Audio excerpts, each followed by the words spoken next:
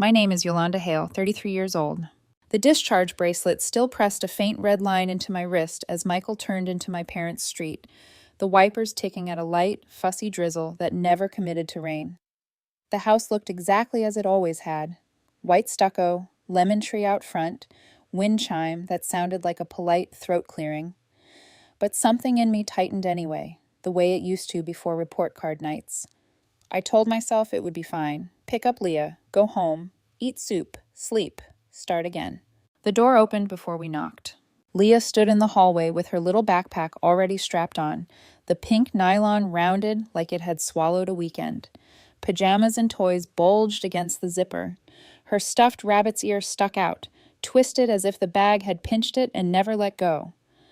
She didn't drop it, didn't run, didn't fling herself into my arms the way she always did, a meteor of chatter and elbows. She just stood there, small and silent, looking at the floorboards like they were giving instructions. "Sweetheart," I said, arms open.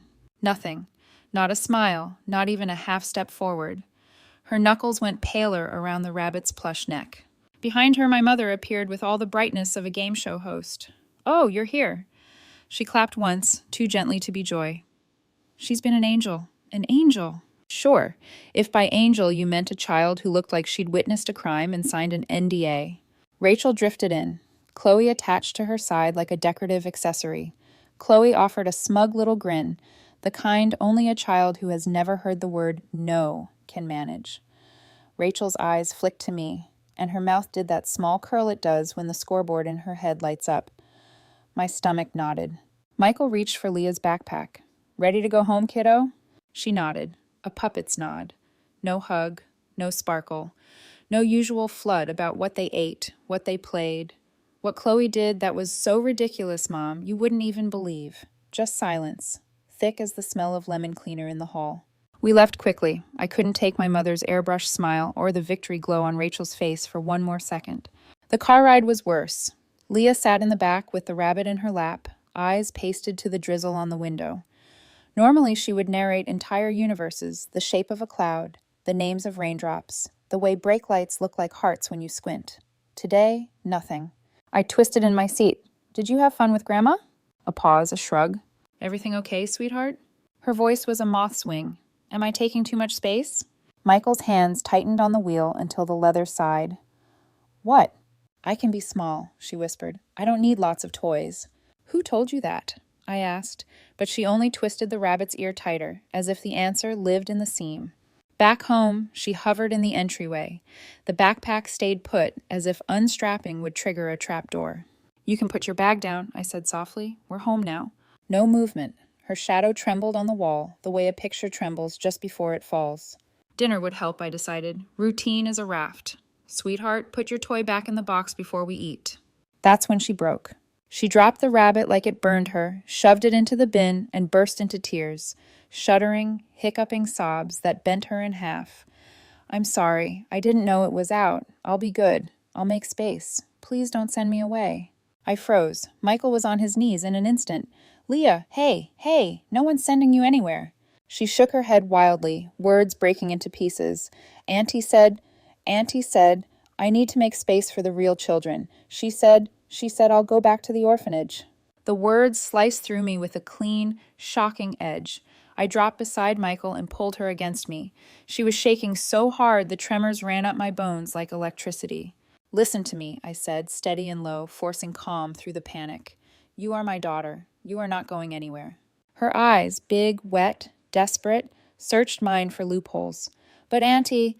"Auntie was wrong," I said, and my voice came out like ice cracking. "You are mine, always." Her sobs slowed to hiccups. The rabbit dangled from the bin, one ear bent backward, a tiny flag of surrender. I kissed Leah's forehead and smoothed her hair, rocking her until her breathing evened.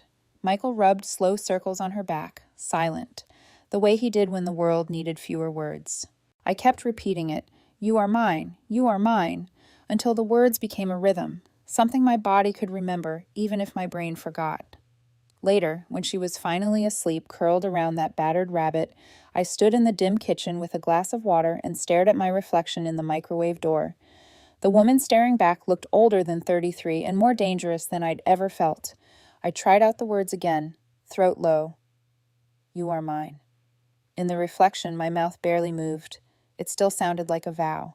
They had told my daughter to make space for the real children. They had no idea the storm they'd just summoned. It's not like I never knew the feeling. As a kid, I thought it was normal that Rachel got the biggest slice and I got the crumbs. Normal that her scribbles were spirited, while my straight A's were, why not A pluses? In every photo, she was the prize and I was the prop, the hand holding the backdrop. I learned to swallow the splinters until they became part of me. Be useful, be quiet, don't need. It worked, in the way a splint works, functional, ugly, permanent. Years later, when doctors said my chances of conceiving were almost non-existent, Michael and I turned toward adoption. That wasn't a whim. It was years. Forms, interviews, fingerprints, waiting that stretched and warped time. Then Leah, 2 years old, wide-eyed, cautious at first, and somehow already mine. We never hid adoption from her. The truth was a soft blanket we wrapped around us both. She doesn't remember the orphanage. At 2, memories are fog.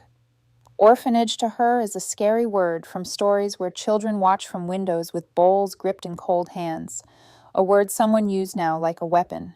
At first, my family put on their church smiles. How wonderful, they said. Of course she's family. But hugs were too light, like patting the neighbor's kid on the head. My mother's hand hovered over Leah's hair more than it landed. Rachel's smile stopped at her eyes, and the compliments came sugar-coated with arsenic. It must be different from having your own, or, she'll always know, that she's not really. Then the miracle. Against every prediction, I got pregnant. A statistical fluke. A gift. Not because Leah wasn't enough, but because love is not a pie, and I wanted her to have a sibling to steal markers with and blame noises on.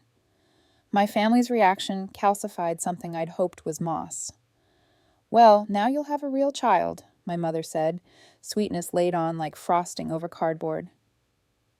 Do you regret adopting? Rachel asked, smile like a paper cut. The baby will need space, my father muttered. It could get confusing growing up with a stranger in the house. A stranger, that's what they called my daughter. 3 days in the hospital on monitors taught me the geography of fear, the way it maps itself onto time. 72 hours is a blink to an adult, an eternity to a 6-year-old. While I was gone, they apparently decided to test the tensile strength of Leah's world and call it discipline. When she came home, I saw it in her posture, the way she stood in thresholds, backpack on, as if belonging was a room you had to be invited into every time. After Michael tucked her in, I tiptoed into the living room to pick up the trail of her day. A paper crown she'd cut earlier lay on the coffee table, the jagged edge still sticky with glue. Beside it, the craft she'd made for my mother last week, a photo frame with Grandma's sunshine in shaky letters, was gone. It had sat there for days, waiting to be admired. Now there was a faint rectangle of dust where it had been. Maybe my mother had taken it to display, or maybe it had slipped into the trash with the catalogs. The rabbit's bent ear made a small, accusing shadow from the toy bin. Hey, Michael said softly behind me, a hand landing at my waist. His eyes were tired, in the way love gets tired, fierce, bruised, still standing. We'll fix this. We shouldn't have to fix this, I said, not looking away from the bin. We should only have to love her. We do, he said. We will. I set my glass down and listened to the house. Refrigerator hum, Leah's tiny snuffling breaths through the monitor, rain stepping more confidently against the windows. I imagined my mother's bright voice in that hallway, Rachel's barely hidden smirk, Chloe's princely grin.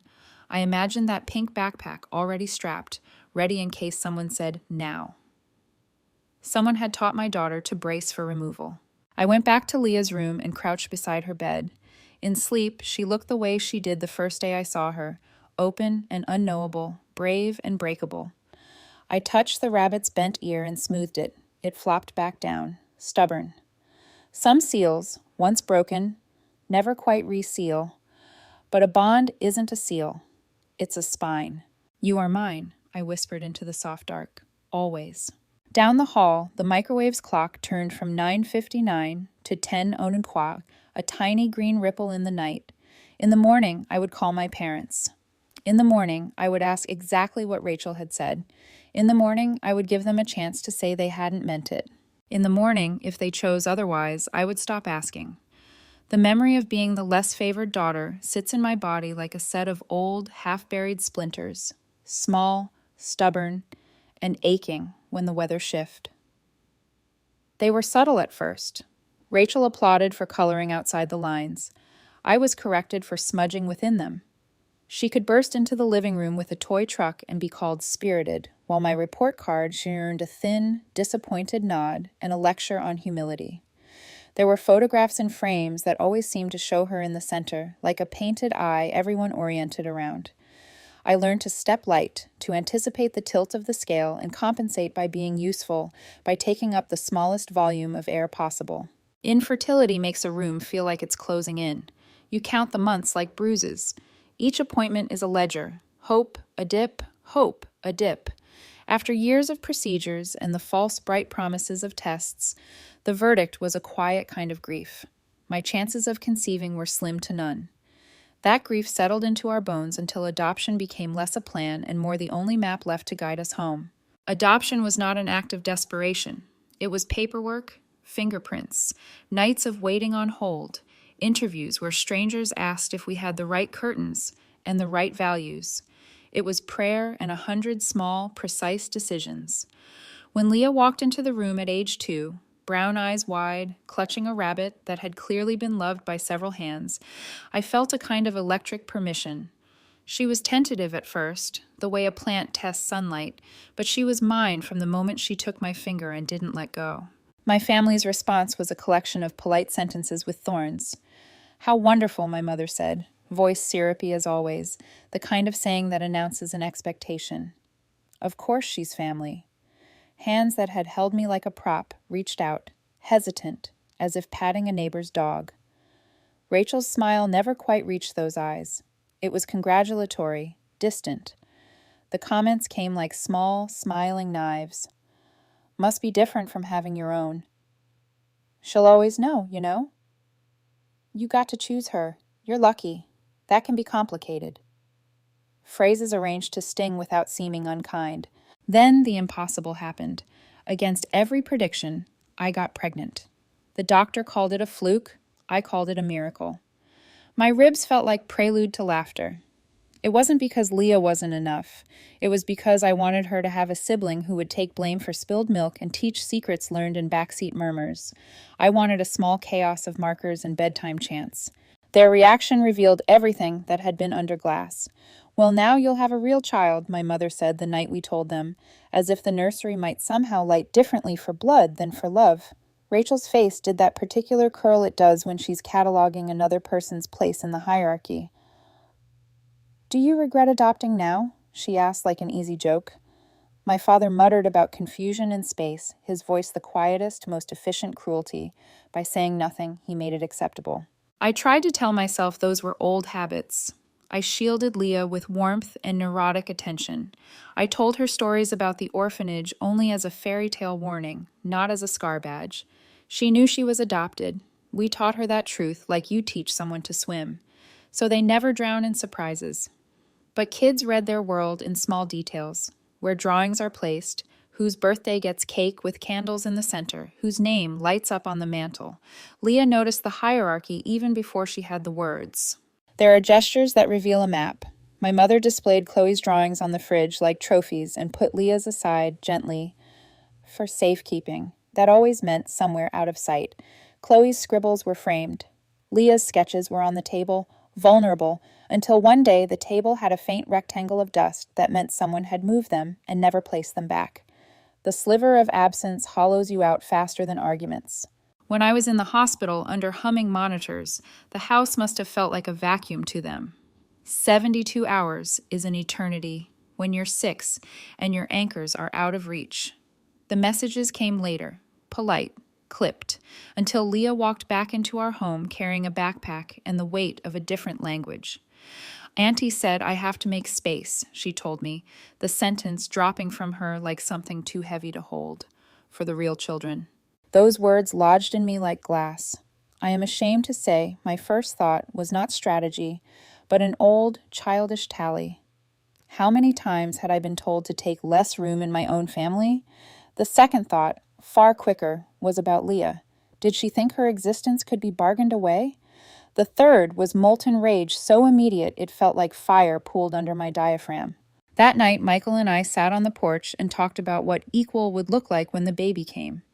He is a man who avoids conflict the way he avoids puddles. Careful, practical, always hoping the water will pass. Yet when I said the word equal, his jaw set. "We'll make room," he told me. "We'll make everything obvious. No gaps." "Gaps are where they whisper," I said. The porch light painted our hands orange. He listened, and because he loves me, he nodded like a man learning the pronunciation of a new language. An image from my childhood kept returning, a shelf of trophies with two clear spaces, as if something had been removed and then replaced improperly. I realized I had always expected to be replaced someday, not because I had been told so outright, but because of the way my family celebrated some people's missteps and excused others. Rachel had been unseen in her precarity. I had been seen in mine. We started to change small things. We framed Leah's drawings and hung them in our hallway side by side with Chloe's photos from past visits, a deliberate symmetry. We talked about rituals, special bedtime songs, a big sister crown Leah could wear on days when the world tried to measure her. When I packed Leah's preschool backpack in the mornings, I tucked a note in the inner pocket. "You are loved." It felt ceremonial, like armor stitched of sticky notes. In the meantime, I let myself sit with the old hurt and name it.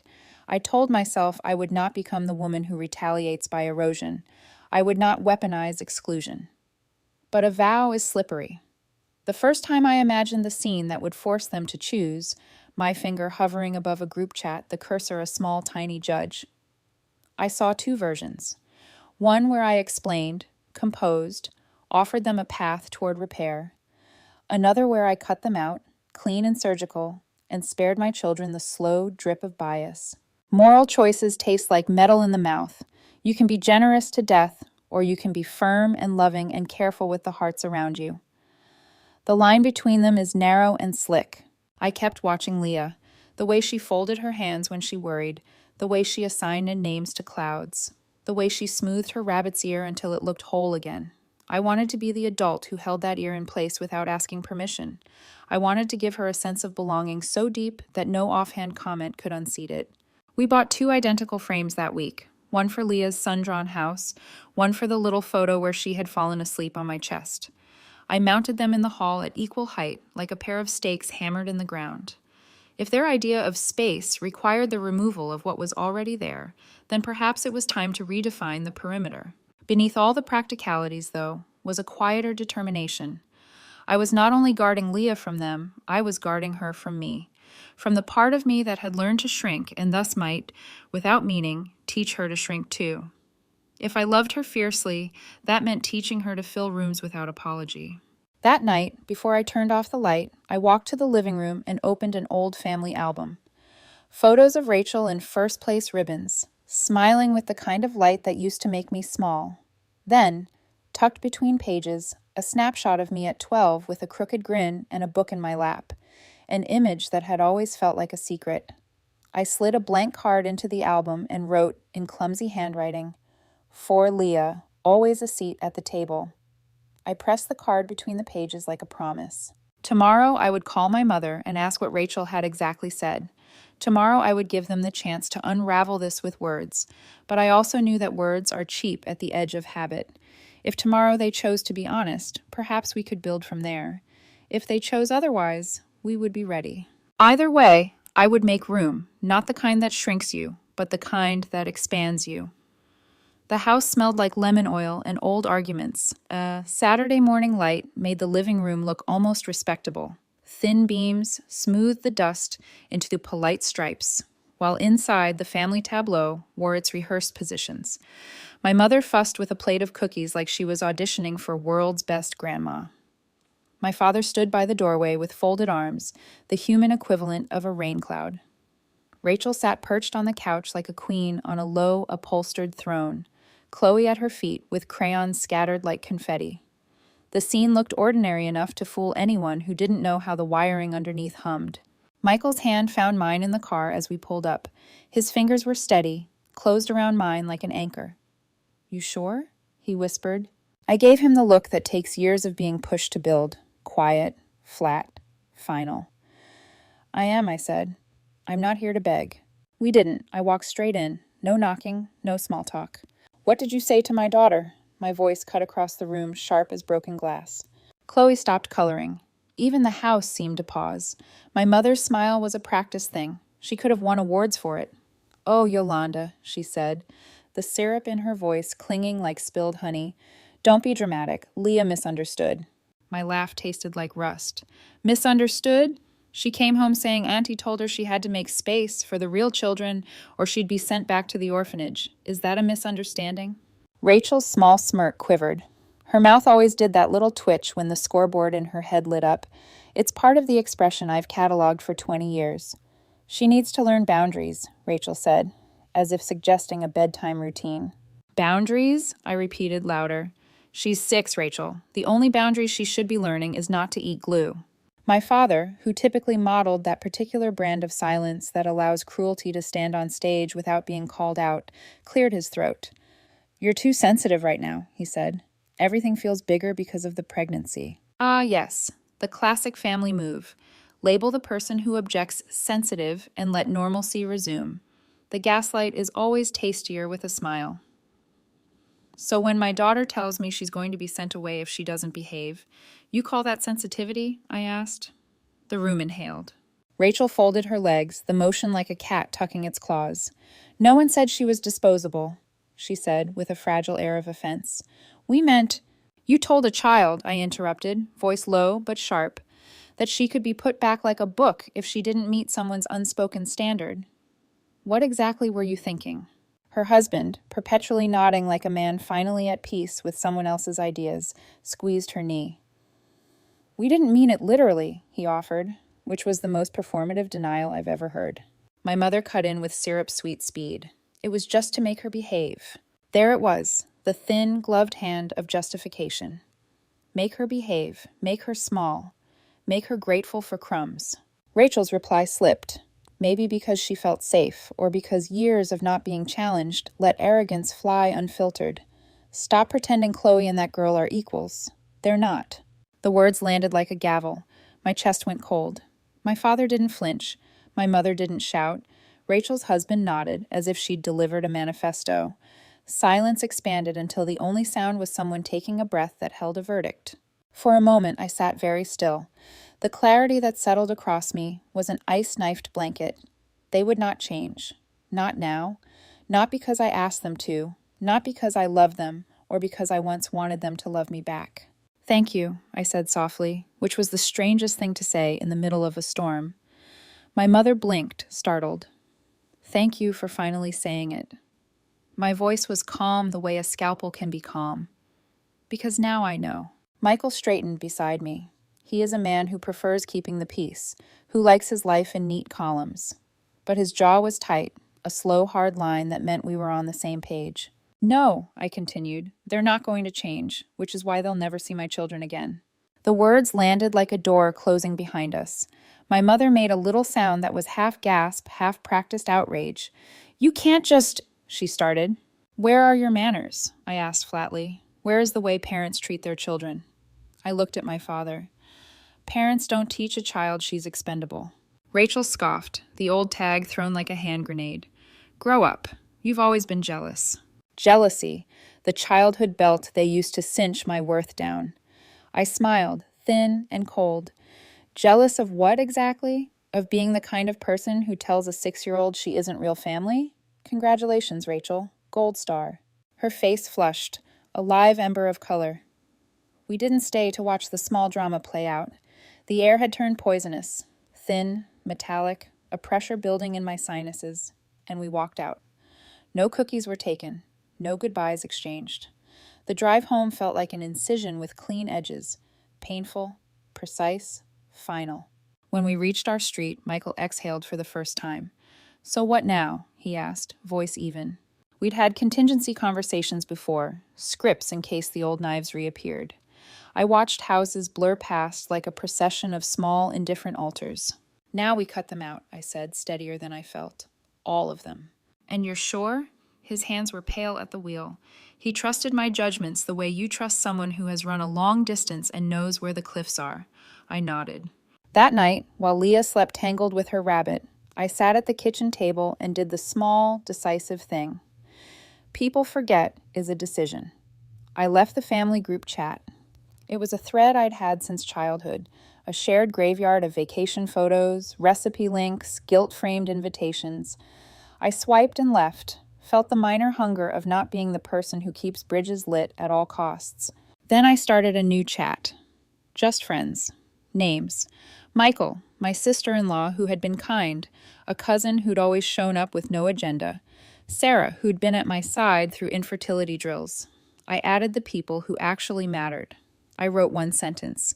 If you want to be in our lives, be present in the way our children deserve. No undermining, no dismissing. I opened a blank document and titled it Baby Shower. Planning is a reclaiming. I would not throw myself a party, begging for acceptance, I decided. This would be a day for the people who stood with us. I drafted invitations and a list of friends. I bought 2 identical frames and a crown for Leah labeled Big Sister, silly and sacred. The choices felt small and enormous at once. Predictably, the calls began when the invitations went out. My mother's voice was a shriek the moment she realized she wasn't on the list. "How dare you exclude us?" she demanded, outrage in pure, practiced tone. Rachel's messages were nastier, venom laced with a brittle performative righteousness. "You'll regret this, Julia," she typed, attached to a name she'd never use for me anymore. My father tried a calmer approach, his words like someone cleaning a wound with something colder. This isn't how family works. They'd already been cutting me out, slice by microslice, for years, but now the table had become a line in the sand. I muted the thread and let their voices burn into a void. They called friends. They spun stories. People ask what happened and are told versions that fit the teller. It would be messy, it would hurt. But when you hold the rope taut enough, sometimes others' hands fall away on their own. I put the baby shower file in a folder and closed my laptop. The house, to my relief, felt like a house again. Leah's drawings in one frame, Chloe's in another. One space neither privileged nor erased. I had made the choice that night. Boundaries installed, not as punishment, but as protection. The next day, if they wanted to apologize, the door would be slow and practical and require work that looked like accountability. If they didn't, that was on them. And if anyone asked whether I'd gone too far, whether I'd chosen rage over reconciliation, I had one answer. When someone tells your child she can be sent away, the right response is not negotiation. It's a shield. I slept the kind of sleep you get when a long, sharp decision finally rests in your hands. Dawn felt clearer, as if the world had made a little more room. By the time the baby shower arrived, the house looked like a celebration waiting to be bottled. Streamers draped across the walls, balloons in mismatched pinks and blues bobbing against the ceiling, the smell of Sarah's vanilla cake thickening the air. Leah darted between guests like a hummingbird, handing out napkins and proudly declaring herself the big sister. For once, she wasn't hovering at the edge of the room waiting for permission to exist. She was at the center, cheeks flushed, rabbit tucked under one arm like a co-host. I should have frozen that moment in amber. Instead, the doorbell rang. Michael and I exchanged the kind of glance that carries an entire conversation. Do you want to open it? Do we ignore it? We already know who it is. He sighed and shook his head, but I was already moving, my stomach tight with the knowledge that battles never end when you declare them over. I opened the door, and there they were. My mother, holding a bakery cake with frosting sliding down the sides, smiled as if she were stepping onto a stage. My father stood stiffly behind her, the same silence he always wore like a suit. Rachel swept in with a giant gift bag, her husband trudging behind her like an attendant carrying offerings. Chloe trailed last, grinning as if this was her coronation. "Surprise," my mother announced, voice pitched to reach the guests inside. "We couldn't stay away. Family is family, after all." The words fell heavy, not like reassurance, but like a warning. Behind me, the living room had gone quiet. Friends and cousins shifted, some exchanging confused glances. They hadn't realized these people weren't invited. Now the air held a new tension. Why not? What was the story beneath the party hats and confetti? I stepped aside because what was I going to do? Wrestle a sagging cake out of my mother's hands and slam the door? They entered like royalty on parade, faces arranged in benevolent smiles, bodies radiating entitlement. My mother deposited the cake into Sarah's startled arms. "Oh, what a lovely gathering," she cooed, her voice loud enough to claim the narrative. "This baby will bring the family together properly." Properly, the word echoed like a slap. They mingled with practiced charm. Rachel clutched the gift bag as though it were proof of devotion, her husband nodding at everything she said like an emotional metronome. My father hovered, a permanent shadow to my mother's performance. For a while, it almost worked. The guests laughed, the children ran, and the frosting sagged further down the bakery cake. But poison always slips through eventually. I heard my mother near the kitchen, speaking to a cluster of relatives. "Of course this one is different. Your own baby. It's just special." She said it with the kind of smile that expected nods, and some cousins obliged with polite hums, though I saw one set of eyebrows shoot up. Rachel, leaning over the punch bowl, laughed lightly. "Chloe can't wait. She says she'll teach the baby everything. It's different, you know, when it's blood." Blood. The word hung in the air like smoke. The guests shifted, whispers threading the room. Still, no one confronted them. Not yet. I stayed near the fireplace, still as stone, watching and waiting. Sometimes silence is the sharper blade. The breaking point came 10 minutes later. One of my friends crouched down to Leah's level, her smile warm. "You must be so excited to be a big sister," she said. Leah's face lit up, shy but glowing, pride spilling out of her like light. She nodded, clutching her rabbit close. That's when Rachel leaned toward her husband, her voice low, but not nearly low enough. "Please. She's not even a real sister." The words detonated in the room. Leah's smile collapsed. Her rabbit slipped an inch from her grasp. My chest went cold, colder than hospital monitors, colder than any winter I'd known. Rachel straightened, too late, realizing the silence had turned on her. My mother jumped in, quick as ever, her voice honey-slick. That's not what she meant. But it was. Everyone had heard it. "Did you just say that?" my cousin demanded, eyes wide. Another guest shook her head in disgust. "How could you say that about a child, right in front of her?" Leah pressed herself into my side, trembling, small breaths rattling against my ribs. I bent down, wrapping my arm around her, willing my heartbeat to stay calm for her sake. Michael's voice cut through, steady, sharp, undeniable. "It's time for you to leave." Rachel's face flushed crimson. "This is ridiculous. You're twisting—" "No," I interrupted, my voice low but carrying. "You just showed everyone here exactly who you are." My father tried one last time, his voice deep, measured, as if logic could sweep shards under a rug. "We didn't mean it like that. You're overreacting." I barked a laugh, dry and bitter. "Overreacting? My daughter came home sobbing because you told her she had to make space for the real children, and here you are proving her right." My mother's mask cracked. "We are your parents," she snapped. "You can't just cut us out." "Watch me," I said. The silence that followed was absolute, the kind that fills ears with pressure. They sputtered excuses, backpedaled, tried to plaster charm over poison, but the room had already turned. Friends and cousins stared them down, lips tight with disgust. They didn't win anyone back. I didn't need to scream or throw plates. I didn't need dramatics. I simply pointed to the door. "Get out." Rachel opened her mouth again, but Michael stepped forward, his face like stone. She said, "Leave," and for once they listened. The door slammed behind them, the sagging cake abandoned on my counter like a bad joke. The room exhaled in a collective rush, but I didn't. Not yet, because the fight wasn't over, not by a long shot. That night, after the guests had gone and Leah was tucked into bed, clutching her rabbit like a shield, I stood in the quiet kitchen, staring at the abandoned cake. Its frosting had collapsed completely, a sugary landslide sliding down cardboard. I thought about how they had carried it in with such performance, as if sweetness could cover rot. I scraped a line through the frosting with the back of a fork, the gesture oddly satisfying, like cutting away an illusion.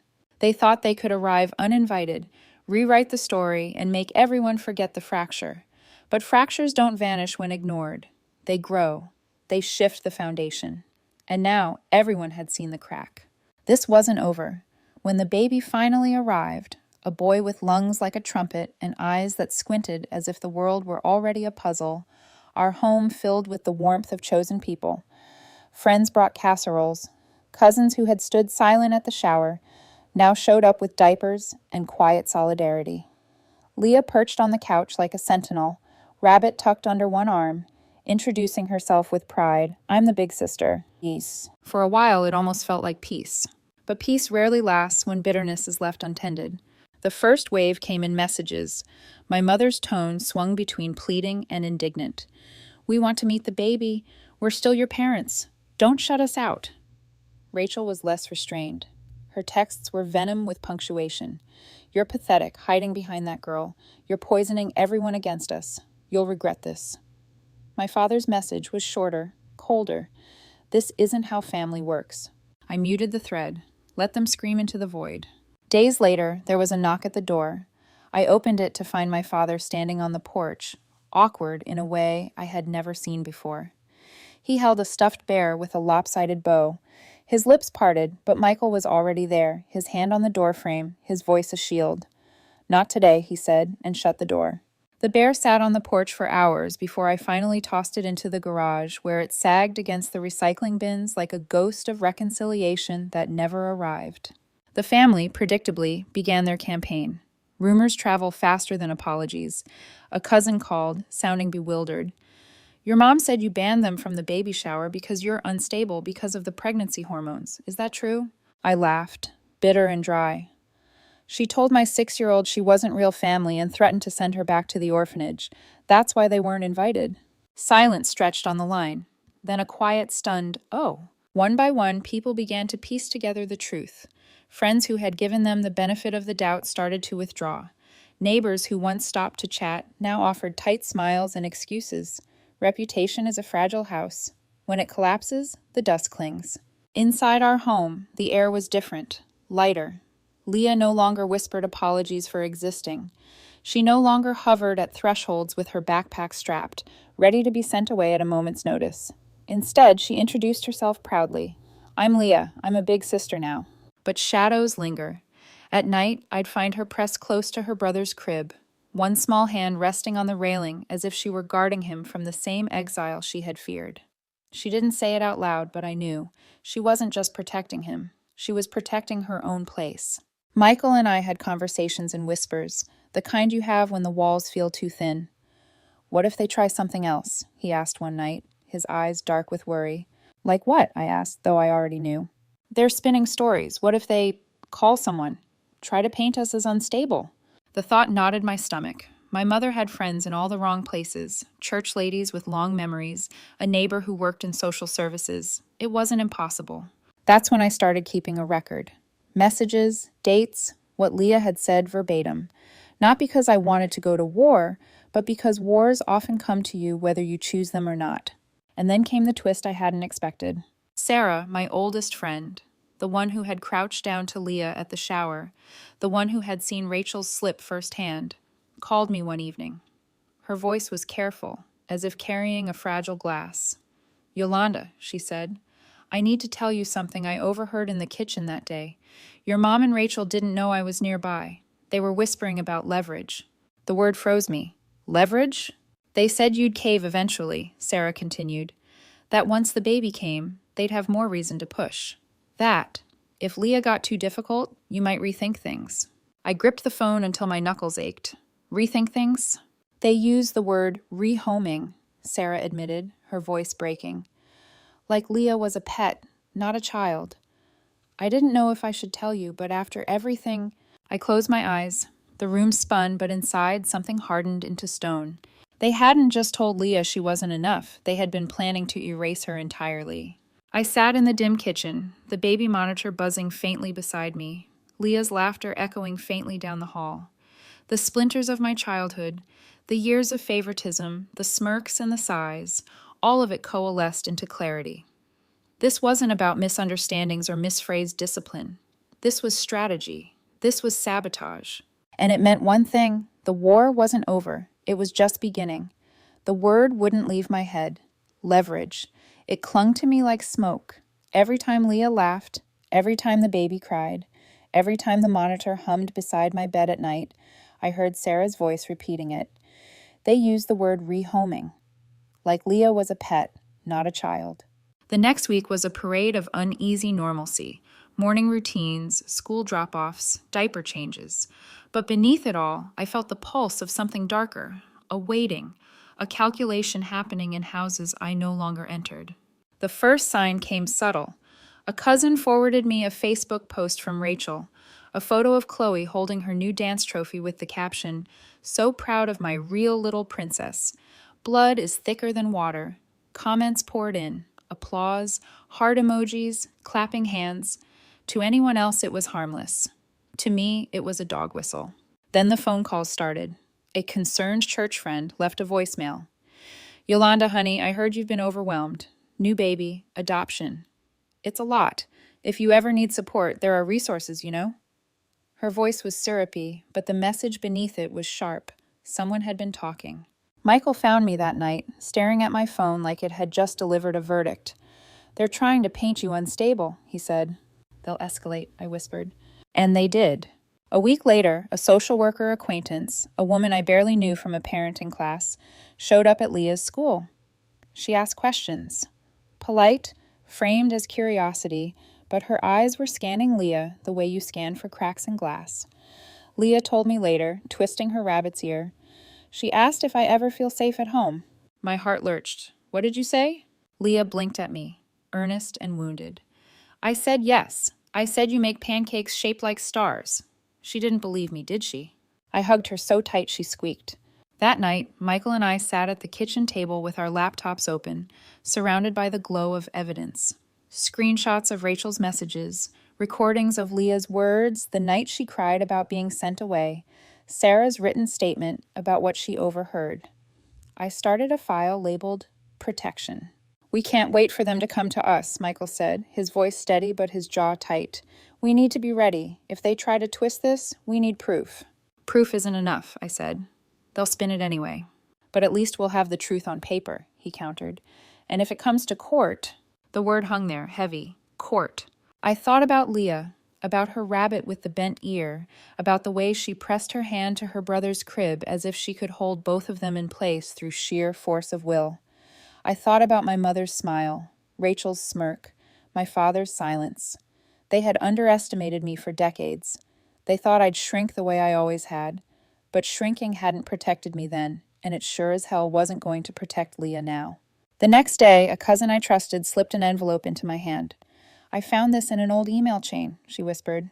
Inside was a printed copy of an email Rachel had written years ago, before my pregnancy. Her words hit like a blade. "If Yolanda ever has a biological child, it'll be easier on everyone if Leah is placed elsewhere. Kids adapt."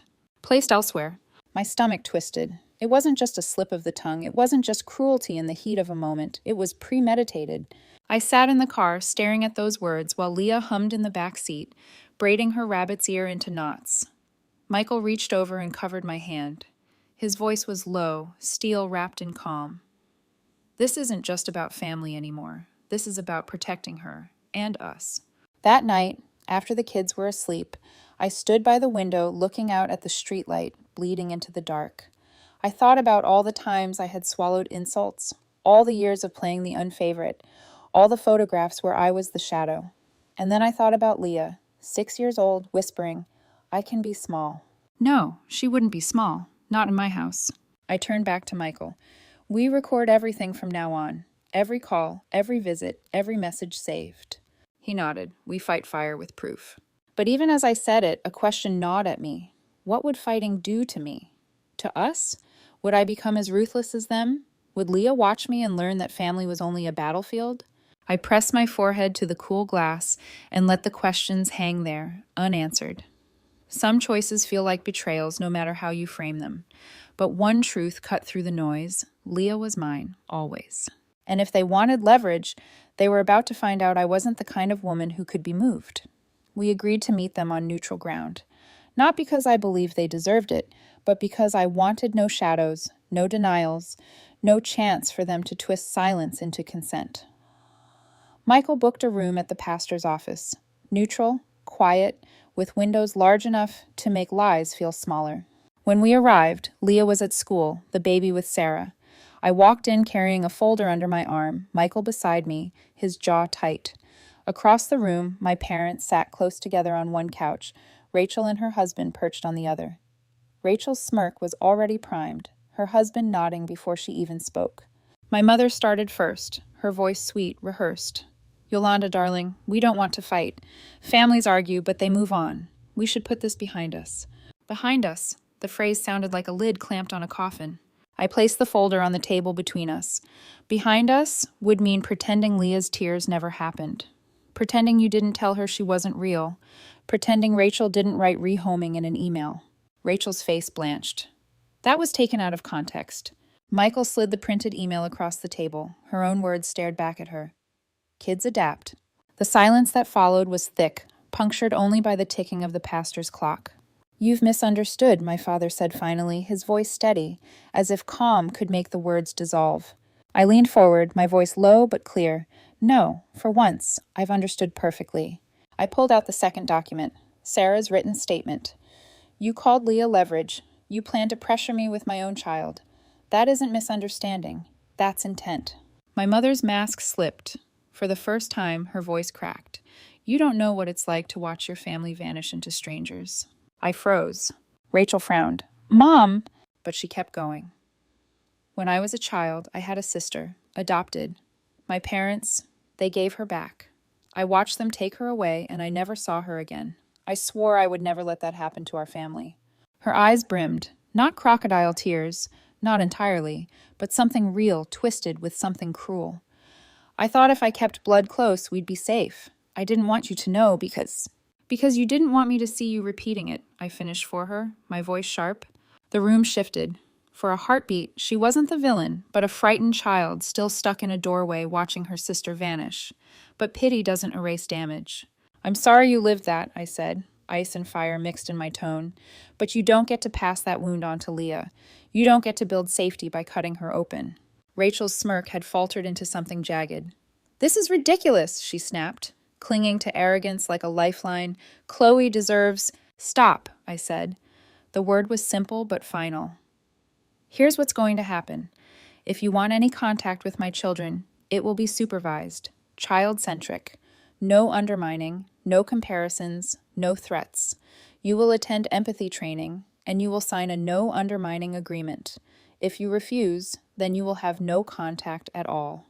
My father scoffed. My mother whispered, That's not fair. Fair, I said, leaning forward, was what Leah deserved the first time you met her.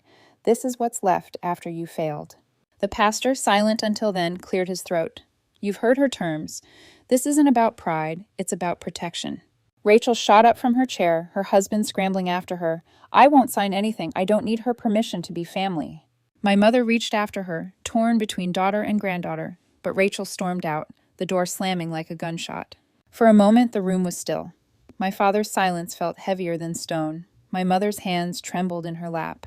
Finally, she whispered, if we sign, will we see them again? I met her eyes, and for the first time in years, I saw something other than control.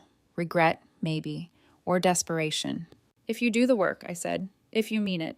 Michael placed his hand over mine. We rose together, the folder tucked back under my arm, the terms still on the table. On the way out, a small voice tugged the air behind us. Chloe, standing in the hallway with her crayons in hand, had watched everything. Her eyes were wide, confused. Can Leah be my cousin again? She asked softly. The question pierced sharper than any threat. I couldn't answer her. Not yet. Because family, I realized, wasn't a birthright. It was a contract, and they had already broken it once. Months slipped by, stitched together by sleepless nights, baby giggles, and Leah's steady voice declaring herself the best big sister. Our home felt like a fortress, not because it was impenetrable, but because it was finally ours, every corner filled with evidence of belonging. On the fridge hung a photo of Leah holding her brother, her grin so wide it almost swallowed her face. On the hallway wall, her drawing sat framed beside his handprint art, equal in weight, equal in pride. No one's work was left to gather dust on a table anymore. The wider family tree had changed shape. Friends who mattered came closer. Cousins who had once been neutral quietly shifted their loyalty after the baby shower debacle. At church, people who used to smile indulgently at my mother now looked past her with tight lips.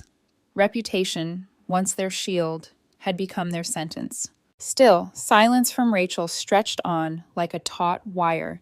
She hadn't signed anything. She hadn't apologized. She hadn't even sent a card. And that silence was louder than any insult. My parents, though, did something I hadn't expected. They signed. It wasn't immediate. It came after weeks of avoidance, after one aborted phone call, after whispers from relatives who told them, "This won't blow over." One morning, an envelope appeared in our mailbox. Inside were 2 signatures and a shaky note in my mother's handwriting. "We'll do the training. We just want a chance to make it right." I sat at the kitchen table staring at those words, the baby gurgling in his high chair, Leah coloring stars on a scrap of paper. Did I believe them? Not entirely. Did I want to? Against all reason, yes. Because part of me, the part that still remembered being the unfavored child, knew what it felt like to be shut out forever. I would never risk Leah's heart on false promises again, but I could leave the door cracked, just wide enough for genuine change to step through. Michael slid the envelope back toward me. "Do you trust them?" I shook my head. "Not yet." "Then we keep the boundaries," he said, "and we watch what they do, not what they say." So that became the rule. Supervised visits only, short and structured, every word weighed. And to my surprise, at least at first, they tried. My mother brought books to read with Leah, stories where adopted daughters were queens. My father, stiff as ever, managed to sit on the floor with the baby, handing him blocks. The air was fragile, but different. One afternoon, Leah and I sat together at the dining table, building a new family album. She held the glue stick with solemn care while I slipped photos into place. No paper clips this time. Every picture mounted, permanent. Leah pressed hard on the corners, sealing them like promises. "Do you think Grandma means it this time?" she asked suddenly. I looked at her, my 6-year-old with eyes too wise for her age. "I think people can change if they work hard enough, but even if they don't, you're not going anywhere. You're ours, always." She nodded, satisfied, and pressed another photo into place, her holding her brother's hand. A week later, a postcard arrived. The handwriting was careful, almost nervous. To our granddaughter Leah, it read, "Not the adopted one, not Yolanda's daughter, just granddaughter." The back showed a watercolor of 2 birds on a branch. I tucked it into the new album, not as proof of forgiveness, but as evidence of effort. I don't know if Rachel will ever send anything. Maybe silence is her final answer. Maybe it's her next move. Either way, I no longer wait for her approval. Because this is my family now. Leah with her rabbit and her brother's hand in hers, Michael standing beside me like a shield and a mirror, friends and cousins who show up without conditions. The house is filled with mounted photos, not props or placeholders. Every frame says the same thing: you belong. And if the past ever tries to knock again, the locks are strong, the proofs are saved, and Leah knows the truth in her bones. She will never have to make space for the real children, because she already is one.